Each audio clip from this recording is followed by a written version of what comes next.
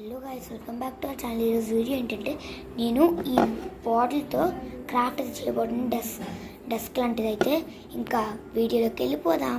చూసారు కదా గైస్, ఈ బాటిల్ని అయితే మనము కట్ చేసుకుంటున్నాం.